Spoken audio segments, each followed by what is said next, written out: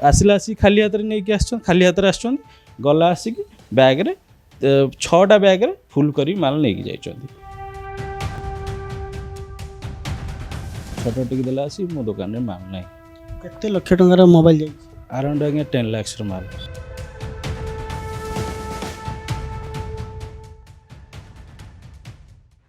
ରାଜଧାନୀ ଭୁବନେଶ୍ୱରରେ ବିଳମ୍ବିତ ରାତିରେ 10 ଲକ୍ଷରୁ ଉର୍ଦ୍ଧ୍ୱ ଟଙ୍କାର ମୋବାଇଲ ଚୋରି। ଏ ମୋବାଇଲ ଚୋରି ହେଇଛି ମେଟ୍ରୋ ଯେଉଁ ରହିଛି metro mobile sales and service, ଏହି ଦୋକାନରେ ବିଳମ୍ବିତ ରାତିରେ ଚୋରମାନେ ଆସି କଳା କନା ବୁଲେଇ ଦେଇଛନ୍ତି।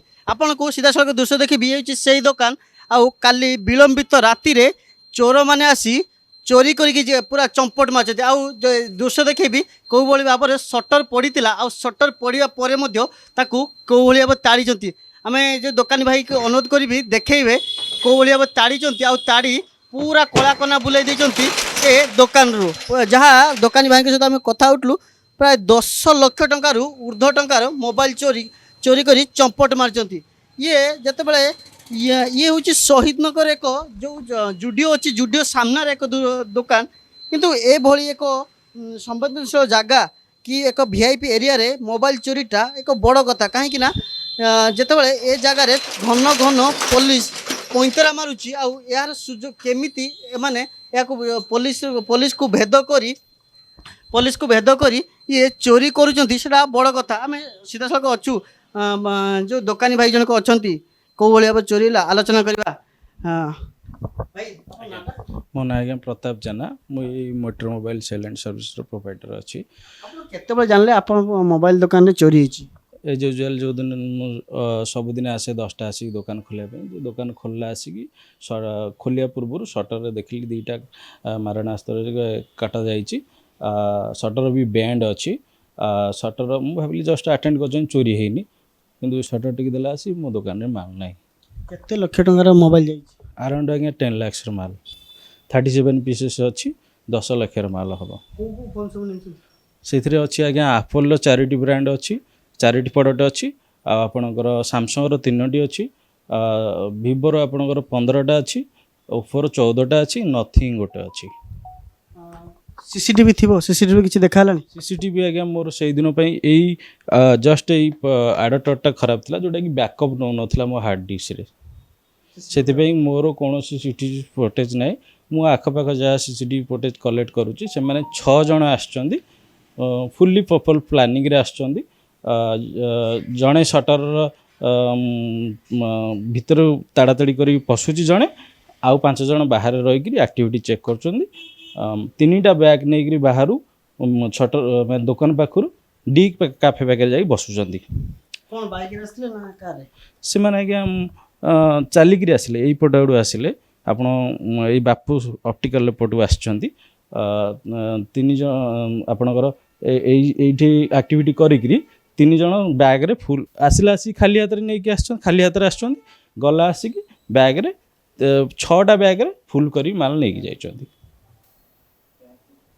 ବ୍ୟାଗ୍ଟା କେଉଁଠୁ ଆଣିଥିଲେ? ଏଇ ଦୋକାନରୁ? ନା ନା, ବ୍ୟାଗ୍ ଆଜ୍ଞା ସେମାନେ ନିଜେ ନେଇକି ଆସିଥିଲେ। ଦୋକାନରେ ବ୍ୟାଗ୍ ନଥିଲା, ସେମାନେ ନିଜେ ନେଇକିରି ଆସିଥିଲେ। ବ୍ୟାଗ୍ ଖାଲି ଥିଲା ସେତେବେଳକୁ, ଗଲା ଆସିକି ବ୍ୟାଗ୍ ଫୁଲ୍ ହେଇକିରି ଯାଇଛି। ଶହୀଦନଗର ଭଳିଆ ଭିଆଇପି ଏରିଆ, ଏ ଏରିଆରେ ଚୋରି ହେଉଛି, କେତେ ସୁରକ୍ଷିତ ମନେ କରୁଛନ୍ତି ଯେ କି ଚାରିଆଡ଼େ ସିସିଟିଭି ଫୁଟେଜ୍? ଏଥିରେ ଆଜ୍ଞା ଆମେ କିଛି ସୁରକ୍ଷିତ ମନେ କରୁନୁ। ଯେଉଁଟାକି ଆଜି ମୋର ଚୋରି ହେଲା, ଆଉ କୌଣସି ଦୋକାନରେ ବି ଚୋରି ହେବ, ଏଇଭଳିଆ ଡେଲି ଆକ୍ଟିଭିଟି ଚାଲିଯାଇଛି। କିନ୍ତୁ ଆପଣଙ୍କର କୌଣସି ପ୍ରକାର ସପୋର୍ଟ ମୋତେ ପୁଲିସ ଥ୍ରୋରୁ ମିଳୁନାହିଁ। ଯେଉଁଟାକି ସିଏ ଯଦି ପ୍ରପରଲି ଇନଭେଷ୍ଟିଗେସନ୍ କରିଥାନ୍ତେ, ନିହାତି ଚୋରକୁ ପ୍ରପର କ୍ୟାପଚର କରିଥାନ୍ତେ। ଲିଖିତ ଭାବେ ଦେଇଛନ୍ତି, କମ୍ପ୍ଲେନ୍ ଦେଇଛନ୍ତି? କମ୍ପ୍ଲେନ୍ ଦେଇଛି। ସେଇଦିନ ସେମ୍ ଡେରେ ହିଁ ମୁଁ ଦୋକାନ ଜଷ୍ଟ ସଟର ଖୋଲିଲି। ଏଇ ଛୁଆକୁ ଆମର ବସେଇ ଦେଇକିରି ମୁଁ ଯାଇଥିଲି ଥାନା। 2 ଘଣ୍ଟା କ'ଣ କହୁଛି? ସେମାନେ କିଛି କହୁନାହାନ୍ତି। ମୋତେ ମାଗିଛନ୍ତି ବିଲ୍ ମାଗିଛନ୍ତି, ଆଉ ଆଇଏମ୍ ନମ୍ବର ମାଗିଛନ୍ତି। ମୁଁ ଆଇଏମ୍ ନମ୍ବର ଦେଇଦେଇଛି। ଜଷ୍ଟ ପର୍ଚେଜ୍ ବିଲ୍ ଗୁଡ଼ା ନେଇକି ସେମାନଙ୍କୁ ସବମିଟ୍ କରିବି। ଆଉ ଯେଉଁ ମାଗିଛନ୍ତି ସିସିଟିଭି ଫୁଟେଜ୍, ସେଗୁଡ଼ା ନେଇକି ତାଙ୍କୁ ସବମିଟ୍ କରିବି। ମୁଁ ସିସିଟିଭି ଫୁଟେଜ୍ ତାଙ୍କୁ ଦେବି, ସେମାନେ ନିଜେ କଲେକ୍ଟ କରିବେନି। ସେମାନେ ଯଦି ନିଜେ କଲେକ୍ଟ କରିଥାନ୍ତେ, ମାସ୍କ ପିନ୍ଧିକି 6 ଜଣ ଆକ୍ଟିଭିଟି କରୁଛନ୍ତି, କ'ଣ କରୁଛନ୍ତି ସଟର ପାଖରେ, କାହିଁ ମାସ୍କ ପିନ୍ଧିକି ଆସିଥିଲେ, ସେମାନେ ଯଦି ନିଜେ ଇନଭେଷ୍ଟିଗେସନ୍ କରିବେ, ନିହାତି ଚୋରକୁ ସେମାନେ ଧରିଦେବେ। ପୋଲିସ ପାଇଁ ଦେଖାଯାଉଛି କି ବହୁତ ବଡ଼ ବଡ଼ କେସ୍ ହେଲା। ଆପଣ କେନ୍ଦ୍ରାପଡ଼ାରେ ଦେଖୁଥିବେ, ଇଏ ବଳଙ୍ଗା କେସ୍ ବି ମଧ୍ୟ ଦେଖୁଛନ୍ତି। ଏମିତି ପୋଲିସ କି ମନମାନି କରୁଛି କି କିଛି ନେଗ୍ଲେକ୍ଟ କରୁଛି କି? ନିହାତି ଆଜ୍ଞା କରୁଛନ୍ତି। ମୁଁ ଯେତେବେଳେ ତା ପରଦିନ ପୁଲିସଙ୍କ ପାଖକୁ ଗଲି ସେମାନେ ମୋତେ ଚିହ୍ନି ପାରୁନାହାନ୍ତି। କାହିଁକିନା ମୋତେ ସେମାନେ ମନା କଲେ ମିଡ଼ିଆକୁ ତୁମେ ଇନଭଲ୍ଭ କରାଅନି। ମୁଁ ଇନଭଲ୍ଭ କଲେନି, ତମରି କଥା ହିସାବରେ ଗଲି। କିନ୍ତୁ ତା ପରଦିନ ମୁଁ ଗଲା ଆସିକି ଆପଣ ମୋତେ ଚିହ୍ନୁନାହାନ୍ତି। ଆଉ ମୁଁ କ'ଣ ଆପଣଙ୍କଠୁ ଆଶା ରଖିବି? ମୋତେ କେଉଁ ଚୋର ଆପଣ ଧରିକି ଦେବେ, ମୋର କେଉଁ 10 ଲକ୍ଷ ଆପଣ ରିକଭରି କରାଇବେ? ମିଡ଼ିଆକୁ ଏତେ ଡର କାହିଁ ପୋଲିସ? ନିହାତି ଆଜ୍ଞା ମିଡ଼ିଆକୁ ଡର ରହୁଛି ସେମାନଙ୍କର। କାହିଁକିନା ସେ ଚାହୁଁଛନ୍ତି କିଛି ବି ପବ୍ଲିସିଟି ନ ହେଉ, କେସ୍ଟା ଚାପି ହେଇଯାଉ। କିନ୍ତୁ ମୁଁ ଚାହୁଁଛି ମୋତେ ନ୍ୟାୟ ମିଳୁ, ମୋର 10 ଲକ୍ଷ ଟଙ୍କା ରିକଭରି ହେଉ, ସେମାନେ ଚୋରକୁ ପ୍ରପରଲି ଧରନ୍ତୁ, ଯେଉଁଟାକି ମୋ ଦୋକାନ ଅଦରୱାଇଜ୍ ଭାସିଯିବ ଆଜ୍ଞା। ଆପଣଙ୍କ ଦୋକାନରେ ସିସିଟିଭି ଖରାପ ଥିଲା ବୋଲି ଆପଣ କି ଆପଣଙ୍କ ଦୋକାନ ଷ୍ଟାଫ୍ ଜାଣିଥିବେ, କିନ୍ତୁ ୟାର ସୁଯୋଗ ନେଇ ଯେଉଁ ଲୋକଟି ଆସିଛି, ଯେଉଁ ଚୋରମାନେ ଆସିଛନ୍ତି, ସେ ଆପଣଙ୍କ କେହି ପଡ଼ୋଶୀ ଲୋକ କି? ସେମିତି ଆଜ୍ଞା ମୁଁ କହିପାରିବିନି କିଏ ଆସିଛି କ'ଣ କରିଛି। ସେ ନିହାତି ଚେକ୍ କରିଛି, ମୋର ବି ଫଙ୍କସନ୍ କରୁନି, ମୋ ସାଇଡ଼ ଦୋକାନରେ ବି କ୍ୟାମେରା ଫଙ୍କସନ୍ କରୁନି ବୋଲି ସେ ନିହାତି ତା ନଲେଜରେ ଅଛି। ସେଥିପାଇଁ ସେ ଏଇ ପ୍ଲାନ୍ଟା କରିକି ସକ୍ସେସ୍ ହେଇଛି। ନିହାତି ଭାବେ ଶୁଣୁଥିଲେ ସଦଳ ବେଳେ ଆସିଲେ ଆଉ ମୋବାଇଲ ସବୁ ନେଇ ଚମ୍ପଟ ମାରିଲେ, ଆଉ ଚମ୍ପଟ ମାରି ପାଖାପାଖି ଗୋଟେ ବ୍ୟାଗ୍ ପୁରା ଫୁଲ୍ କରି ମୋବାଇଲ ନେଇ ଚମ୍ପଟ ମାରିଲେ। ଆଉ ଏବେ ପୋଲିସ ଚୁପ୍ ରହିଛି, କାହିଁକି ନା ସେ ପୋଲିସ ଏବେ ଏ ଦୋକାନୀ ଭାଇଙ୍କୁ କହୁଛନ୍ତି କି ତମେ ସିସିଟିଭି ଆଣ।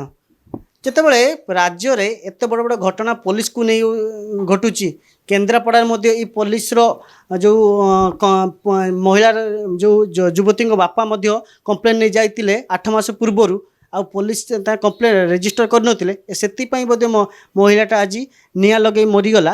କି ଇଏ ସବୁକୁ ଘଟଣାକୁ ଦେଖିଲେ ପୋଲିସର ଚୁପ୍ ରହିବାଟା ନିହାତି ଏକ ପ୍ରଶ୍ନବାଚୀ ସୃଷ୍ଟି କରୁଛି। କାହିଁକିନା ସାଧାରଣ ଜନତା ଆଉ ଭରସା କରିବେ ତ କାହା ଉପରେ ଭରସା କରିବେ?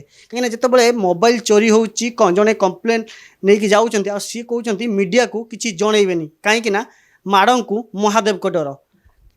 ଏଇ ଯେଉଁ ପୋଲିସ ଯଦି ୟା ପ୍ରତି ଧ୍ୟାନ ଦେବ, ହୁଏତ ଭାଇ ଜଣକ ତାଙ୍କ 10 ଲକ୍ଷ ଟଙ୍କାର କିଛି ମାତ୍ରାରେ ସିଏ ରିକଭରି କରିପାରନ୍ତେ। ଆଉ ପୋଲିସ ୟା ପ୍ରତି କେତେ ତଦନ୍ତ କରୁଛି, ଆଉ ଚୋରଙ୍କୁ ଧରିବାରେ କେତେ ସକ୍ଷମ ହେଉଛି, ତା ପରବର୍ତ୍ତୀ ମୁହୂର୍ତ୍ତେ ଜଣାପଡ଼ିବ।